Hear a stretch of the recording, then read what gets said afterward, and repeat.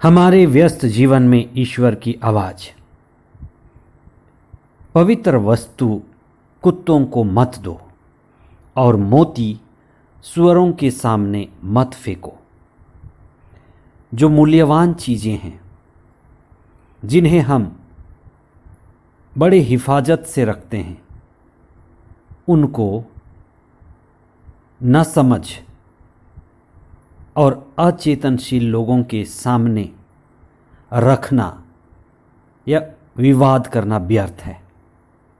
वे सभी चीज़ें जो पवित्र मानी जाती हैं, जैसे धार्मिक ग्रंथ, धार्मिक वस्तुएं, धार्मिक प्रतिमाएं, जो हमारे अंदर आध्यात्मिकता, आत्मबोध और ईश्वर के दिव्य उपस्थिति का भाव लेकर आती हैं, ये चीज़ें लोगों के लिए मूल्यवान हैं, समझदारों के लिए, जागे हुओं के लिए। लेकिन धार्मिक वस्तुओं का, प्रतिमाओं का, स्थानों का कुत्तों से क्या लेना देना। यहाँ कुत्ते यानी अचेतन लोग, न समझ व्यक्ति। कुत्ते का धार्मिक वस्तुओं से क्या लेना देना, सुअरों का मोती से क्या लेना देना। पशु में आत्म चेतना का अभाव होता है। चेतनशीलता ही हो तो नैतिकता होगी, चेतनशीलता है तो धार्मिकता होगी, धर्म भी होगा। ऐसे ही कुछ लोगों की हालत है। वे लगते तो इंसान हैं, लेकिन कुछ लोग विकृत मानसिकता के हैं। विकृत मानसिकता वाले लोग यहाँ पवित्र वस्तुओं और मोती का अर्थ उन्हीं के लिए व्यर्थ मालूम पड़ता है। 12वां सामान्य सप्ताह 21 जून 2022 मंगलवार। पहला पाठ राजाओं का दूसरा ग्रंथ अध्याय 19 पद संख्याएं 9 से 11, 14 से 21 तथा 31 से 36 तक। संत मत्ती का सुसमाचार अध्याय 7 पद संख्या 6 तथा 12 से 14 तक। जो पवित्र वस्तु है, जो मोती की बात सुसमाचार में कही गई है, उसका अर्थ हमारे मसीही बुलाहट से है। हम सौभाग्यशाली लोग हैं कि हमें संस्कार मिले हैं। धार्मिक वस्तुएं, धार्मिक प्रतिमाएं और वे सभी चीज़ें हमें ईश्वर का अनुभव देती हैं, हमारे अंदर पवित्रता और प्रेम का भाव उत्पन्न करती हैं। और जो मसीही बुलाहट में है, अच्छी तरह से जानता है। जो सांसारी व्यक्ति है, मात्र शरीर देखता है, शरीर पर निर्भर करता है, शरीर ही उसकी सीमा है, वह व्यक्ति आत्मा से अपरिचित है, तो उसके लिए ईसा की शिक्षा, ईसा के दिव्य वचन, ईसा के द्वारा सिखाए गए मार्ग व्यर्थ मालूम पड़ेंगे। पवित्र वस्तुएं, स्वर्ग का राज्य, ईसा तक पहुंचने के सभी संस्कार प्रभु भक्तों के लिए बड़े मूल्यवान हैं, मोती के जैसे हैं।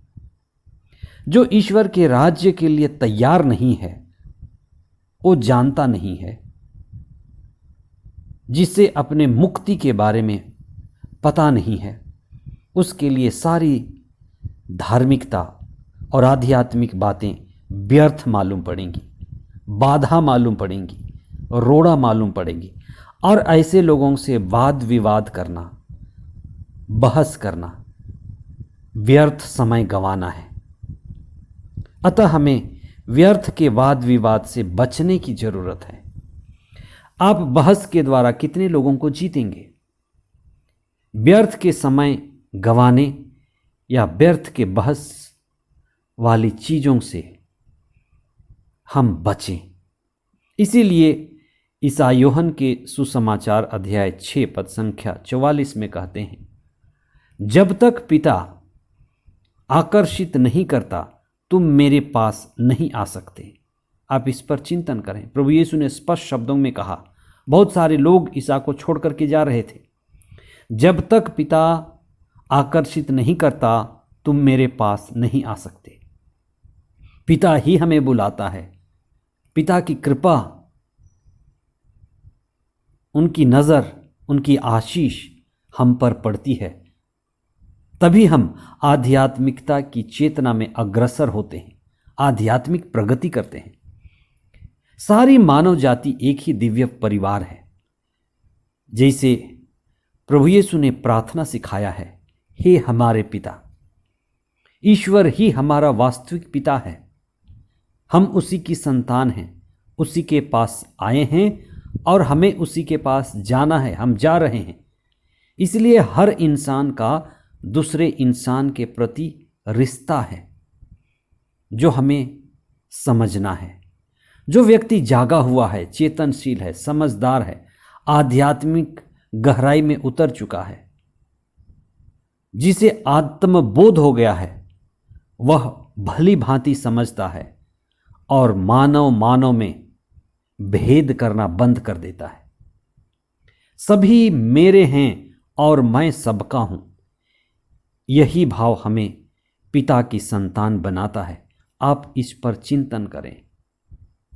सभी मेरे हैं और मैं सबका हूं। जैसे यीशु ने यूहन्ना के सुसमाचार अध्याय 10 पद संख्या 30 में कहा है, मैं और पिता एक हैं। मैं और पिता एक हैं। उसी तरह से सारी मानव जाति ईश्वर की संतान है। पिता ईश्वर की संतान है।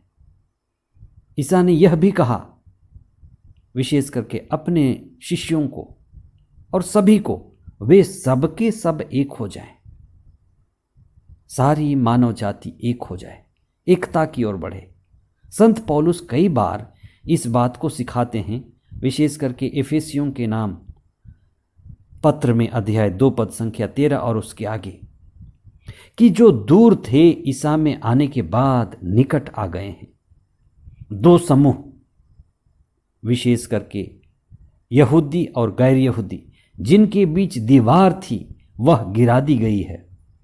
अतः ईसा में जो भी आता है, सारी दीवारें, विभाजन की दीवारें गिर जाती हैं और विभाजन समाप्त होता है। ये हम अनुभव कर सकते हैं। ईसा ने अपने शिष्यों से और अपने श्रोताओं से यह भी कहा, दो ही मार्ग हैं, एक संकरा मार्ग और दूसरा चौड़ा मार्ग। संकरा मार्ग आध्यात्मिकता का मार्ग है, यही सत्य का मार्ग है और यही सत्य तक ले जाता है। दूसरा मार्ग आसान है, चौड़ा है, ये मार्ग असत्य है, जो कभी उस पर चलने वालों को सत्य तक नहीं पहुंचाएगा। इसलिए हम आध्यात्मिकता का मार्ग चुने, प्रभु यीशु के मार्ग को चुने। इसीलिए प्रभु यीशु ने कहा, मैं ही सत्य, मार्ग और जीवन हूँ। इसलिए वे अपने चेलों से और सभी लोगों से कहते थे, मेरे पीछे चले आओ। प्रभु के दिव्य वचन हमें प्रकाशित करते हैं, हमें समझ देते हैं,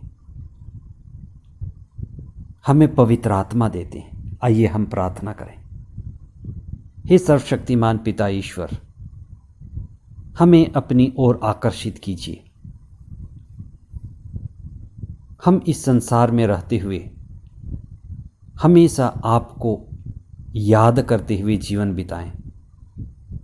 हम अपने जीवन में आपको समर्पित होकर के पवित्र आत्मा की संगति में जीवन बिताएं। हमें आशीर्वाद दीजिए कि हम